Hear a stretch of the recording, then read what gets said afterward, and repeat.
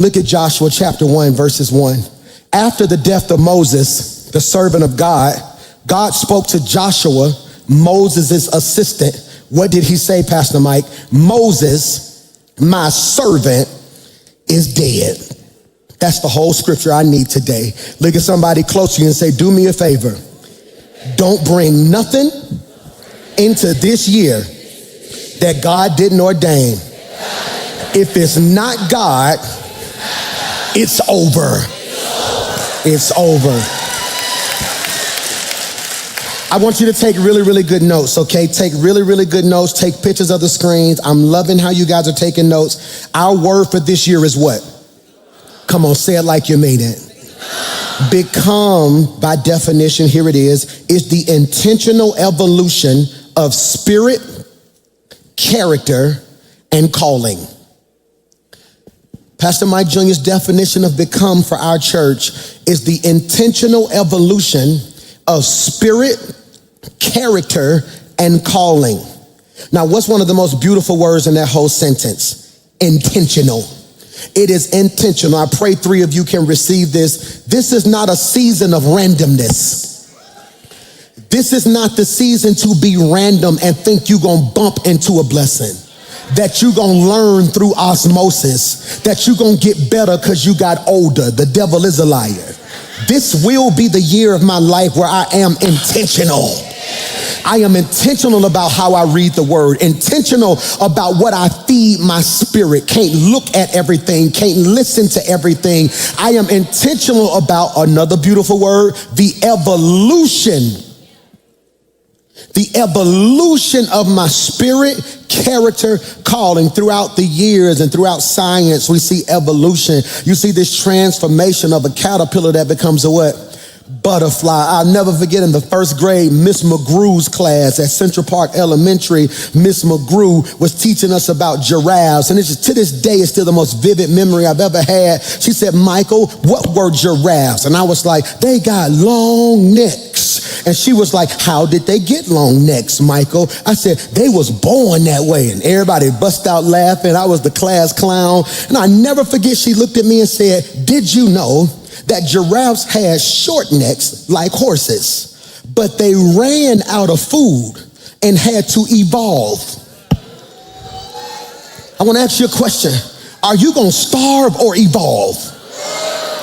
Are you going to become stagnant or evolve? They left. Are you going to stay stuck in the memory of what was, or is this your season of evolution? Some of y'all ought to just shout, stick close to me, because I'm getting ready to evolve. It's so much more in me than you see. Become is the intentional evolution of spirit, character, and calling. That is so important. It is the journey from who you have been to who God already sees. And I want to ask you this question. I preach this same message the first Sunday of every year until God calls me to glory. I'm going to be 90 years old on the first Sunday of every year, asking you the same question. Put this in your notes. What's your mission and what's your vision? I believe each person should have a personal mission statement. A personal mission statement. The mission statement is who you are. The vision is where you're going. I'm going to say that again. If you're writing notes right now, you can put my mission is who I am. My vision is where I'm going. Or for the sake of this sermon series, my mission is who I'm becoming. My vision is what I'm pursuing. Preach, Michael. My mission is who I'm becoming. My vision is what I'm pursuing. Pastor Mike, what's your mission? You know it. Don't even realize you know it. It's to love God, love people, make a difference. Every morning I wake up, that's my mission. That's my life's mission. I'm going to give God my whole heart to the best of my ability. I'm going to love people to the best of my ability. Give you the shirt off my back. I love going to doctor's visits. Every time I've ever walked in a doctor's visit with somebody who was sick or battling for their life, the nurses come in the hallway and say, can you come back up here more often? They just smile and they ain't been in a good spirit. I love making people people smile. I love standing before you and giving you a word, that aha moment. I love when I'm teaching, then out of nowhere, I can see the light click. And you be like, I'm like, yeah, that's what I love. God, I love people to my core. I love people, and my mission is to make a difference, not to make money, not to be famous, not to be popular, not to be a celebrity, not to be the biggest pastor in the city. I just want to make a difference. I want, when God calls me home, I want testimonies being told of how that man made a difference in my life. That man made a difference in my life. That's my mission. The mission is what? Who you are, but the vision is what you're pursuing. Mission is who you're going to become. Your vision is what you're pursuing. See, the reason I need you to identify your mission is because too many people fail year to year because you're so caught up on what you're trying to get instead of who you need to become. And see, if your whole life is about what you're trying to get, once you get it, it's going to change you because you never discovered who you were. And the reason people can't figure you out is because you ain't got it, but you walk like you got it because you know who you are. And I'm telling you, if you become before you pursue, when you pursue, it won't change you because you already know who you are. That's why with or without money, I can walk in the wrong bowl. That's why you ain't the boss, but everybody asks you questions like you are the boss, because the way you carry yourself say you know what you're doing. That's why folks see you and judge you and have an attitude with you, then get to know you and end up apologizing to you because they mistake your boldness for arrogance. I'm not arrogant, I'm not mean, I'm not nasty, but you ain't gonna convince me I am not what God called me. I'm preaching to three folk in here who can testify I may not have what I want yet, but I am becoming who God called me to be right now. What's the mission? What's the mission? I need you this week to pray and say, God, what's my mission? Let me say that better, because you don't know your mission if you can't provide a mission statement. You want to hear my mission statement? I, Michael McClure, choose to love God, love people, make a difference. At the core, everything I pursue is driven, say that better, Michael. Everything I pursue is filtered through my mission. Did you catch that? If it don't match my mission, I can't do it. That's why certain decisions ain't even hard for me. I can tell you right now the answer to that's going to be no. Why? It don't fit the mission. But it's paying so-and-so. That's cool. Making money ain't my mission. Making the difference is, which is why there will be certain seasons of my life where I don't get paid for what I do. But I know I may not get what you gonna give me, but if I stay true to who God called me, what God gonna give me is greater than what you could have gave me. Am I preaching to anybody? Mission is what you do. Vision is who you're becoming. I need you to catch this now. Why, PMJ? You don't abandon mission to chase vision. You fulfill vision by staying faithful to the mission. That's why today's text is so important, because in Joshua chapter 1, it's on the screen. It says, after the death of Moses, the servant of God, God spoke to Joshua. We got to pause right there. That's enough to have church. After the death of Moses, servant of God, God spoke to Joshua. That's enough to have church right there. I'm going to say it again. After the death of Moses, servant of God, God spoke to Joshua. Y'all looking at me like I want to shout. I just don't know why I should be shouting right there. Because up until now, God only spoke to Moses. Up until now, God would speak to Moses, then Moses would talk to Joshua. Now God is saying, my season for talking to Moses is over. It's my time to talk to you direct. Some of you finna be in an awkward season because you're so used to having prayer partners and praise partners. God said this might be the season where you got to be alone so God can talk to you for himself. I don't need confirmation when I talk to the confirmer. Did you hear what I just said? He says, Joshua, after the death of Moses, it's right there on your screen, God spoke to Joshua and said, Moses, my servant, is dead. Please put this in your notes. God makes it very clear to him before he gives him his assignment. God makes it very clear to him before he gives him the assignment. I need you to catch this. Joshua is tripping. Joshua is hurting. He needs affirmation. What Joshua needs right now is for God to send an angel to him and say, Joshua, it's going to be okay. Let me explain to you why God had to do it. But I need to free you. Please put this in your notes. There are moments when God will not explain your loss. He will just simply acknowledge it. Many of you are stuck because you're waiting on God to give you an explanation. God said, I don't explain dead stuff. I move on from them. You're so busy trying to ask God why when God is waiting on you to ask him what next. Michael. No, God is telling Joshua. Are y'all listening to your boy? That chapter is dead. I want to say that better. The chapter of your life with Moses is closed. You can keep reading it, but I'm on chapter 12. I want you to catch this. I love what Henry Cloud says in Necessary Endings. This may be worth writing. He says in Necessary Endings, the inability to end something that is over is the number one reason people stay stuck. The inability to end something that is over is the number one reason people stay stuck. Ooh, that's good. And can I free you? Growth always requires an ending. I want you to be careful what you say out your mouth this week. Because who been saying, let's be honest, who been saying, I got to grow this year? What you really been saying is, God, what do I need to end? Because in order for something to live, something gotta die. Yeah. So I'm really believing God. God's gonna grow me to where I'm gonna be a wife. But God said, no, I might need your season of dating to end for a while. Because in a certain state you in, you're not ready. When I'm believing God for promotion, God may be saying, well, I need your ambition to die right now. Sit still and let me work. And I came to submit and suggest to you that delayed endings create prolonged dysfunction.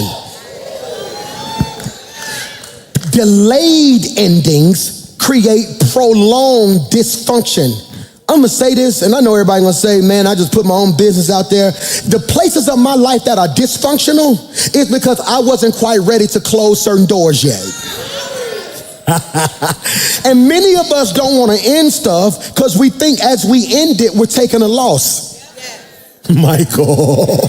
Many of us don't want to end stuff because in our eyes, Jackson, we think to end this is a loss. So I don't want people to think I lost. I don't want people to think I lost, because if people think I lost, they're going to think I'm losing, which is going to make me feel like a... So you rather walk around like a faking like a winner when you're actually losing, when the real win would have been detachment. Can I free you? Please put this in your notes. Endings are not about loss. Preach, Mike. Endings are not about loss. They are about capacity. God says, I feel my help coming now, I don't end stuff so you can lose. I end stuff so I can make room so I can give you more. I'm only preaching to 3 of y'all who lost some stuff in 2025 and you still been trying to wrap your mind around how they could leave or how you could lose this. When God is telling you, you don't even see, I'm making capacity. I'm getting ready to send you so much, but it was certain stuff I could not send you as long as there was too much crowded space in your life. I don't know whose word this is, but I speak capacity over your life. God said, I'm making room. If they don't call back, don't call them. I'm making room. I need you to get rid of that attitude. Lose the attitude so you can get some peace. Lose the pain so you can get some joy. Lose the frustration so you can finally see my vision. You think you're going through a losing season. God said, baby, I'm just making room because I'm getting ready to send something greater than you ever seen.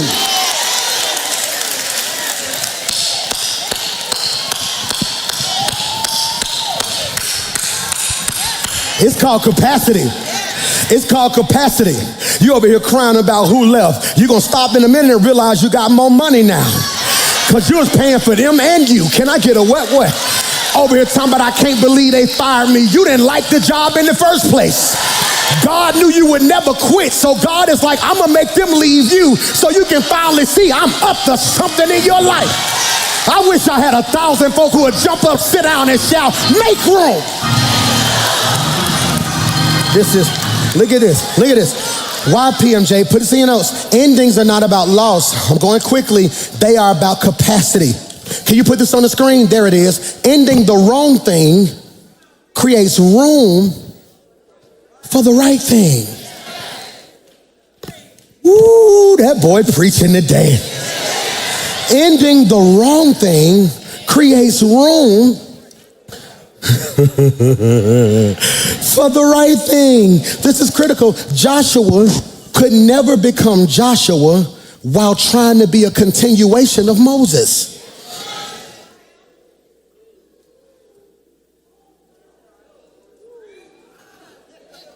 Joshua couldn't be Joshua long as he was running behind Moses.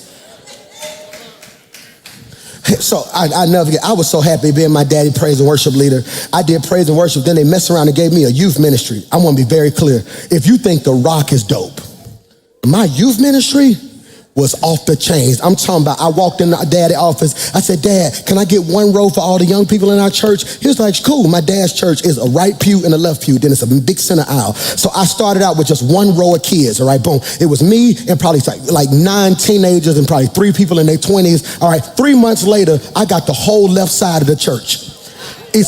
When I tell you it was a move, hear me when I say this. My dad, my mom, them, it was a beef too. It was me and Lady versus my dad and my mom. And then so we would be over there. We was the youth pastors. They was the pastors. And so we would walk in church and I had my youth department so fired up. I would do praise and worship. And I ain't just do praise and worship like they do praise and worship. They be up here singing. I had dancers on stage. You remember back in the day when the people used to liturgical dance? I was like, why y'all gotta wait till Easter to liturgical dance? I brought them to rehearsal. We used to sing, Lord, you're good. I used to get up on Sunday. Come on, give God a hand clap of praise. They would start the music. We boom, Lord, you are good and your mercy endureth forever. I still remember the steps, boy.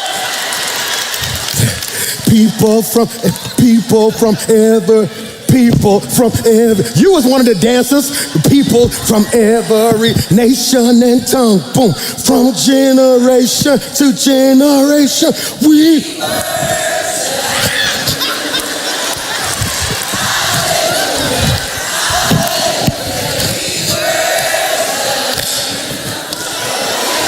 Oh my God, I just bodied that, didn't I? But think about that. You got me. I'm singing doing it. Then the dancers doing it. Then there's 300 teens on the pews just jumping. Now the parents trying to come to church to see where their kids at. So now the parents jumping. So then I come to my dad and I say, Dad, I think the Lord's calling me to start a church. My dad never said, no, I need you to be my youth guy. He understood. I would never be me. Go to the next slide. Because you don't understand, sometimes it calls for a season of detachment. Preacher Mike. I want to free you. Becoming, can you put that in your notes? Demanded separation.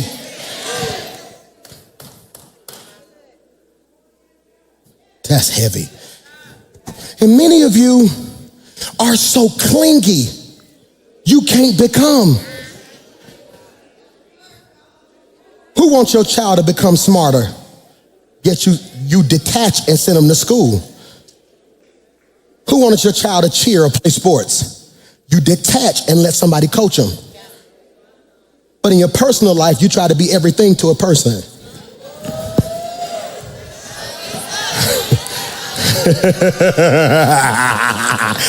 Because what we do is when we lose somebody, we make them the devil. Put this in your notes. We either deify or demonize. I should have put that on the screen. Deify or demonize. When they good to you, we make them a god. When they bad to you, we make them a devil. And I want to say this to you. All separations ain't evil. I have friends right now I haven't spoke to and probably twice in over 3 years, because 3 years ago I realized it wasn't a sin to be friends with them. They just made the parts of me that were dysfunctional comfortable. Jesus Christ, that was good.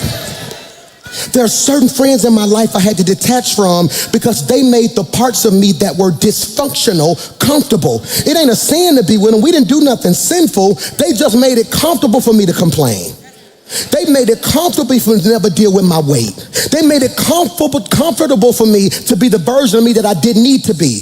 So I had to be honest and say, hey man, I love y'all. You may not hear from me as much. I'm just working on me in some areas. And if they really love you, they respect it. Only people who like the dysfunctional you make you feel guilty for trying to be a better version of you. Preach, Mike McClure. How you gonna guilt trip me for trying to be what God called me? Because now it's forcing you to deal with the fact that you ain't who God called. Am I preaching to anybody today? So hear me, because most of us don't want detachment. Hear me, most of us don't want detachment because we don't want to deal with rejection.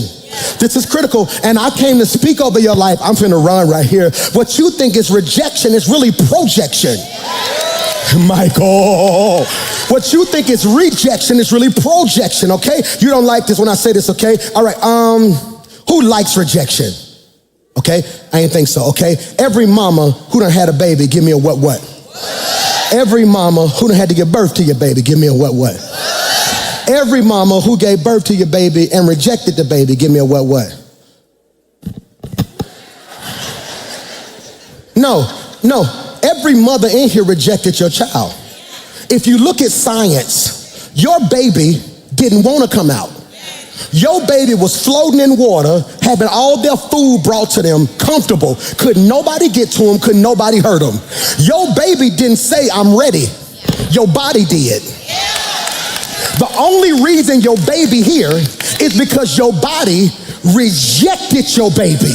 And the rejection of your baby is the birth. You got here off rejection. So if you were birthed through rejection, what makes you think their rejection gonna kill you? So when you go through rejection in your life, instead of saying what's wrong with me, you need to say, God, what you get ready to birth in me? Talking about we don't like you, good. That must mean I'm on a level that they can't comprehend yet, and God's getting ready to birth something new in me. I prophesy to 20,000 people that this will be the year of your life where God birthed a better. I gotta stop. Hear me. This is so good. This is so good. Why, Pastor Mike? Because I want you to realize Joshua is going through a type of rejection. He's sitting there. Who gonna help me preach? Joshua sitting there, right? Joshua, Moses dead. I don't know what to do. I don't know if these people gonna listen to me. I don't know what to do. It's like if it's dead. And God, put this in your notes, gives Joshua 30 days to grieve. God says, all right, Moses dead, leave him alone. Day one, oh God, it's okay, just keep an angel around, make sure don't nobody get him. Day 5, what do I do without Moses, Lord? It's cool, they was close, they was tight, God bless him. Day 10, he's still out there crying, it's cool. If the relationship real, you should feel it.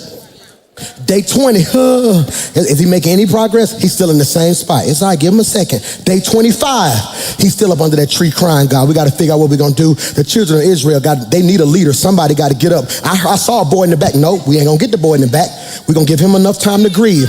Day 30, hey Joshua, it's on the screen. Do me a favor. Moses, my servant, you missed the clap back. Moses, my servant, let me be very clear. He meant more to me than he meant to you. I done gave you 30 days to deal with this. Look at the scripture. He says, now I need you to get going. I like what the NASB version says. It's on the screen. He says, Moses, my servant is dead. Therefore, Arise. I'm finna preach to myself right here because you don't know why to shout because you don't understand Hebrew. Old Testament written in Hebrew, New Testament written in Greek. If you ever read in the Bible and you're in the New Testament and you want to know what a word means, look at it in the Greek. If you want to know what a word means in the Old Testament, look at it in the Hebrew. Hebrew, okay, I had to write it down because I don't know how to pronounce it. I'm going to read it. Kufamim. Kufamim. I want to get it right because you say it wrong. Kufamim. Here's the pronunciation. You pronounce it like COO-FAV-MEM. Arise in the Hebrew, Kufamim, means to stand up. Michael. He looks at him and says, hey, I need you to stand up. You've been down long enough. Now here's what you got to realize. I don't need you to stand up physically. My issue ain't that you laying on the ground physically. My issue is you down spiritually, mentally, and emotionally. My issue that you ain't got no money in the natural. My issue is your mind still broke.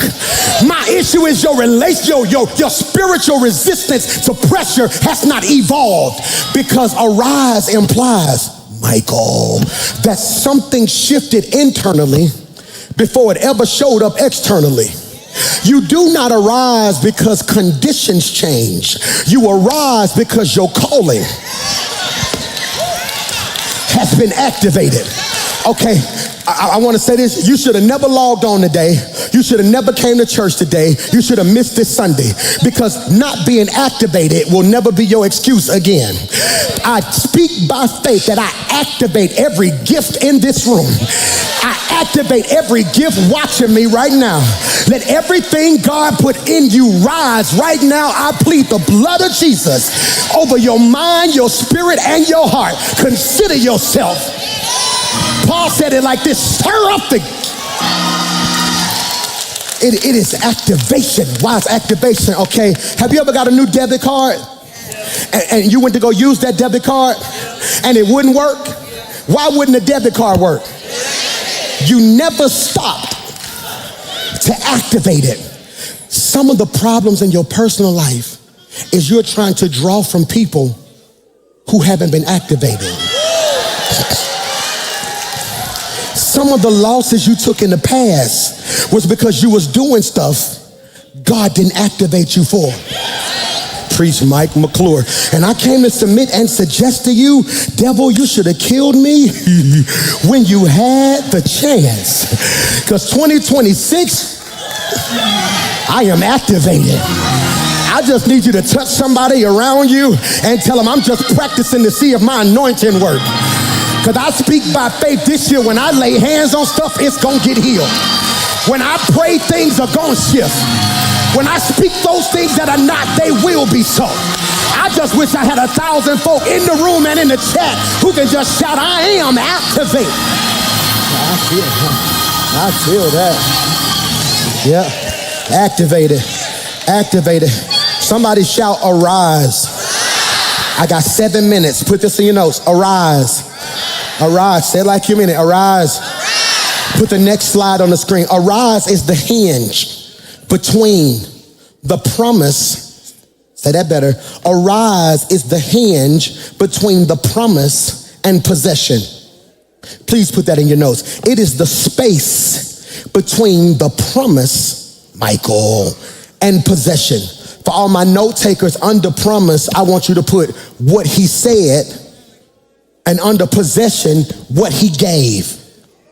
So when I tell you it's your season to become, I'm saying it will determine how you manage the space in your life between what God promised you and the day God gave it to you.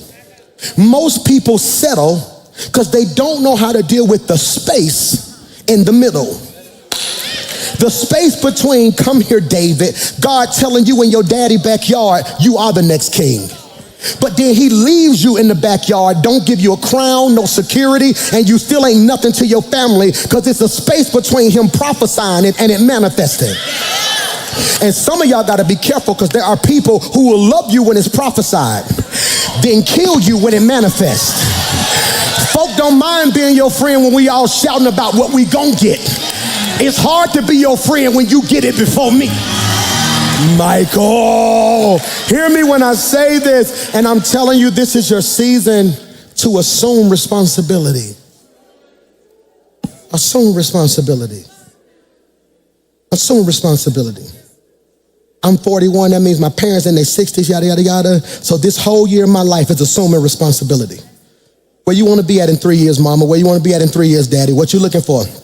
What you doing with this? I'm finna be what you finally raised me to be. Y'all set me down as a young boy, had me sitting in counseling meetings, had me sitting in this. Y'all would tell me, now it's here. So what you want? No, we're not gonna do that, we're gonna do this, we're gonna move this, we're gonna move that, we're gonna do this. What you want, mama? What's your ultimate dream?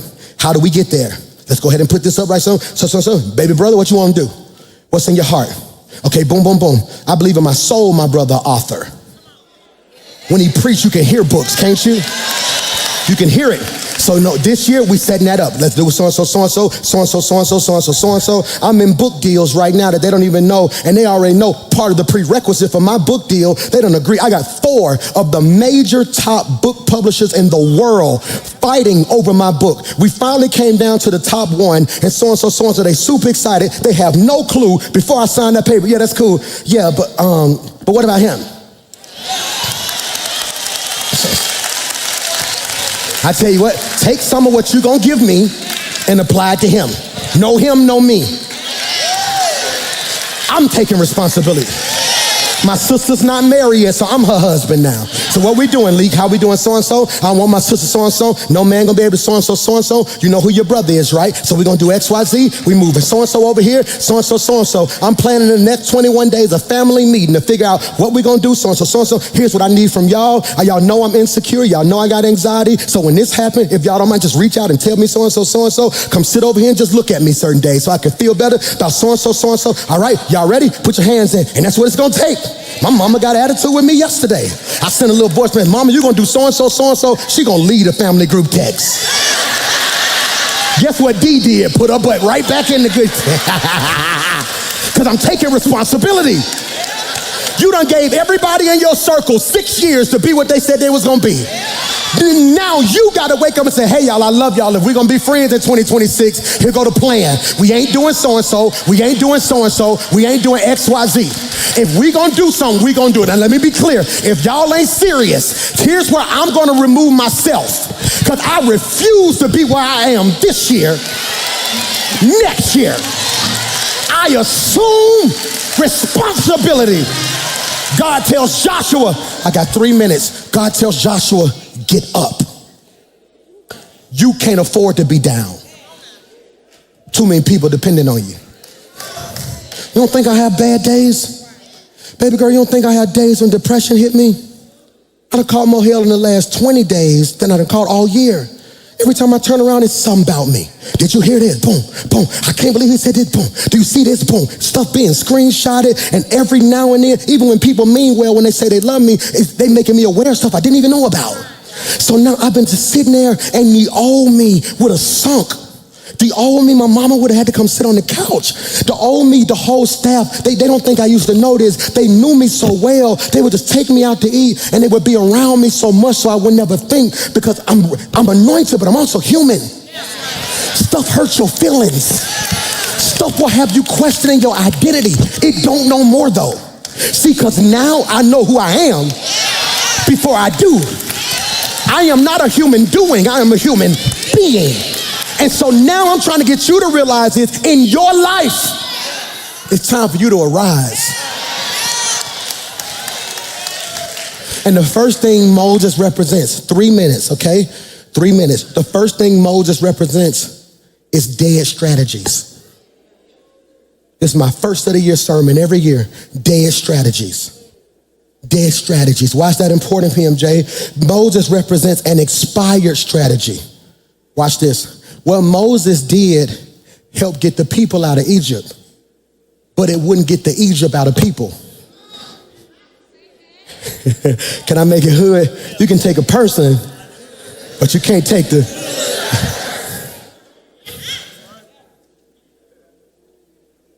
And what I'm telling you is, many of you, as you start this year, I want you to pause. Don't get upset, but if you think about it, you done made a list of goals wrapped around old strategies.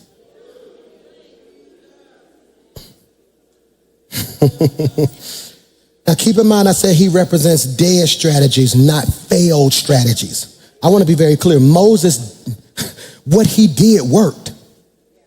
Problem is what delivered you may not develop you. This is good Sunday right here.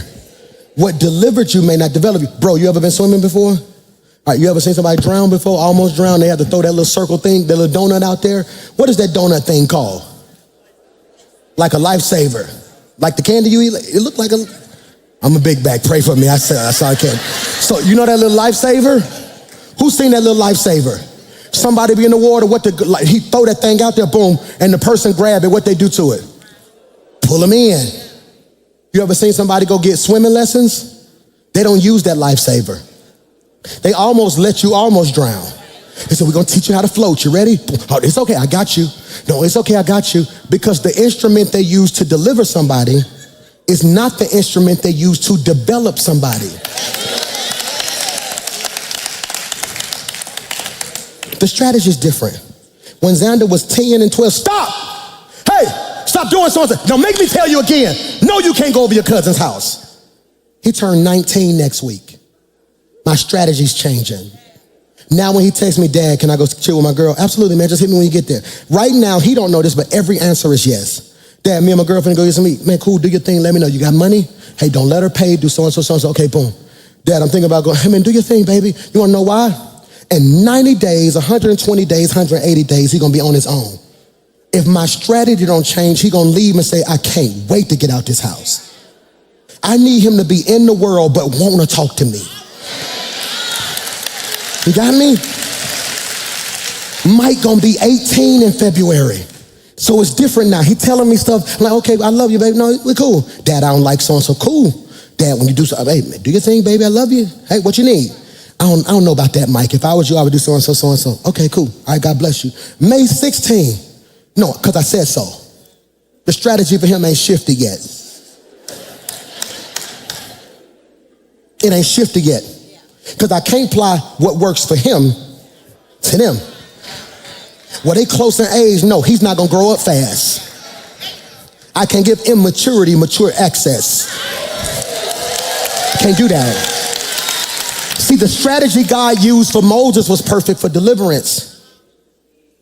But that same strategy isn't sufficient for development. Remember when Moses was in front of the Red Sea? He said, God, what you want me to do? What did God tell him? What's that in your hand? He asked him a question. What's that in your hand? He said, this rod that you gave me. He said, all right, cool. Stretch it out. What happened? The Red Sea parted. Remember, Joshua is in front of the Jordan River. He's like, God, what we gonna do? I don't have Moses' strategy.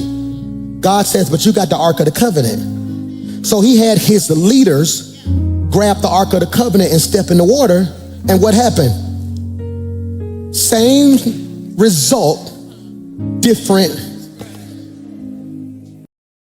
You better stop mimicking what people do and ask God, is that what he want you to do? Just because it worked for them don't mean it's anointed to work for dead strategies. Let me pause and parenthetically digress and give you this word right here. Just because it was a dead strategy does not mean Moses was evil. His time was just up. Time was just up. I just filmed a TV show. They wanted me to host this celebration for Dr. Martin Luther King on television, and they brought the whole television crew to Birmingham, Alabama. They filmed it at the Civil Rights Institute, and so I had to spend a whole day hosting. Like, we'll be right back after this, just all this other stuff. And I'm walking through the whole Civil Rights Institute, and it was so crazy. I worked so much, I had kind of forgot my granddaddy passed. And I know that sounds weird, but you work so much sometimes. And I'm standing here and I'm looking at a picture and I can literally see my granddaddy in the picture. I'm like, yeah, that's my granddaddy right there. And literally, you know what I said? I said, I'm gonna get him down here. He gonna love stuff. And literally went to pick up my phone and was like, oh my God. And I'm just looking through everything they did for us. How they marched, how they lived. And as incredible as my granddaddy and Abernathy and Shuttlesworth and Woods and King was, if they were all here right now, that strategy wouldn't work. We now united. It was easier to boycott then. We all had to live in one neighborhood. Now you're going to sit back and say, I ain't in Ainsley, I'm in Hoover. We see what happened to other countries and we don't even bat an eye because I'm good over here. Well, I'm black. Well, I'm white. And God is like, y'all going to adopt that same mentality? See, deliverance removes external bondages. Development confronts internal bondages. What I'm telling you right now is you free externally. It's the stuff you need God to heal you from internally. Dead strategies. Number 2, dead, next slide, seasons. Moses represents a dead season. I want to say this to you and I pray you receive it. The greatest enemy, the greatest trick or the greatest weapon that the enemy uses to stall us is unprocessed grief. He have us hurt for so long, we don't know how to move forward. Unprocessed grief.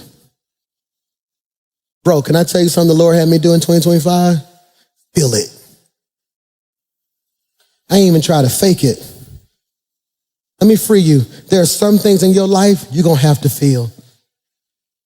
Oh, that hurt. Who remember when I told y'all, I'm going to see if y'all really be listening to me. I told y'all in November, hey, y'all, I'm going to take a day and just cry. Who remember that? Who cried? Did anybody else take a cry day? I took my day. I got in that little truck of mine and started playing music and just riding.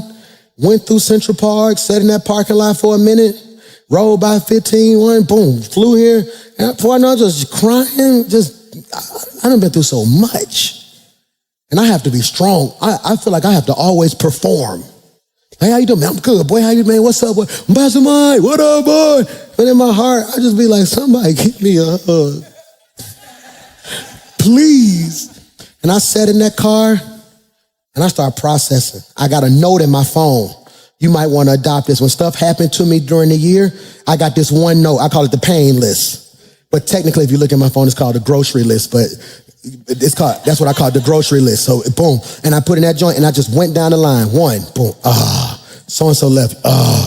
So, and I just started thinking about it. I had to deal with it. Why, PMJ? Please put this in your notes. If you don't process it, you'll always carry it. Can I say it the way my brother would say it if he was preaching? What doesn't get healed get handed down. I'm like, God, I got to deal with this grief so I'm not bleeding on my kids. Ooh. I don't want my son coming to me saying stuff like, Dad, I want to date. No. Don't trust nobody. Now I'm bleeding on them. I'm trying to develop them. You know, Xander will be 19 in January next week. Mike will be 18 in February. Mason will be 17 in June. And so now I'm developing. It ain't a whole lot of hollering. See, deliverance is loud. Development, put that on the screen so they can see that. Deliverance is loud. Development is soft. It's slow. Got me? Ain't a lot of hollering now. These are young men. You know? Hey, do me a favor. Don't ask your mama for no more money. Y'all come here. I love y'all. Don't ever again ask your mama for no money. You finna be 19, you finna be 18, you finna be 17. If you're 19, 18, 17, comfortable asking your mama for money, you're gonna be 25 asking a woman for it too. So I don't want that. I said, so in my house, don't ever in your life ask your mama for some money. If you need some, you come talk to your daddy. Yes, sir. You wanna know why I'm doing that? Because I want them to be in that room and wanna go out and be like, Dad, can I have yeah, I got you. Because you know what that's gonna produce? This hunger to go get it theyself. Ain't nothing wrong with it, but that's how I'm developing my boys. Like, no, so do so-and-so, son, do me a favor. Hey, Mace, I told you come 2026, I got a shift on you. You my dog. Me and Mace tight, that's my boy. That's my dog right there. I said, hey, Daddy gonna turn on you a little bit because you're trying to enroll in school early. He an athlete. Mace want to be in college this time next year. He don't want to graduate May 2027. He want to graduate early and be on campus so he can be in spring training. So that means I got 8 to 9 months to get all the baby out of him. They're not gonna care who his daddy is. They gonna tell him, I don't care who your daddy is, run up the hill. They're going to be screaming and hollering. So you know what I'm doing now? Hey, Mace, get up. Do so-and-so, so-and-so. Nope, don't do it for him. So-and-so, so-and-so. Quit it. Don't go up there again. Don't talk to him. No, get it right. So-and-so. Do X, Y, Z. Do so-and-so, so-and-so. Mace, I'm going to tell you one more time. If it happened again, you won't have a mattress when you get back. I'm going to let you sleep on the floor. I'm that type of daddy. You're not going to have a mattress again. He's going to come upstairs, whole mattress gone. Mace, you ain't got no mattress. Do it. All right. Come on, get it right. Let's go, baby. I got to make him a man. No, see, because the problem with privilege is I'm giving him everything I never had, but I'm also not giving him what made me. So it has to be balanced. You got me? I'm trying to develop them. All my parents, hear me right here. Every leader, hear me right now. You may be trying to talk to people with a deliverance voice in a season of development. You yelling at that woman, she don't need that right now. Hey, babe, I just want to share my heart and let you know what I feel. So when you say this to me, it makes me feel like X, Y, Z. And I know you share how you, but I don't even hear you when you start screaming like that. It's dead seasons, dead strategies. Number 3, we're going home, dead squads or dead circles. Next slide. It's the last one of the day. I'm going to get you out of here. I'll never arrive in the right place while holding on to the wrong people. Man, Michael, do I need to say that again? I'll never arrive at the right place holding on to the wrong people. I want to speak over your life. 2026, I said it on New Year's Eve. I'm going to say it again today. The question isn't if God going to open the door. The Lord told me he's opening doors this year. I told you, and I rarely say the Lord said, 3 doors he's opening. Doors you knocked on, doors you did knock on, and doors you knocked on. God gonna spin the block on stuff that didn't work in the past. God gonna open doors that you've been praying for, and you're gonna get phone calls to do stuff you never even dreamed you would be doing. The question isn't if God's gonna do it. The question is, are you gonna change when you get in the room? Which is why it's important before you get it to become. Father, in Jesus' name, I pray I said something that it comfort the afflicted and afflicts the comfortable. God, I pray that somebody leaves here today saying, God, I got to give you my heart, man. God, I pray I'm not building a church that has an allegiance to my teaching more than an allegiance to your word. I pray right now that we shift out of a Moses mindset to a Joshua mindset. Have your way in our life, God, so we can be everything you called us to be. For this will be a blessed year, not just on the outside, but on the inside. We thank you, God. In Jesus' name we pray. And everybody said, come on, stand to your feet with me. Can you clap your hands if you really love Jesus right there?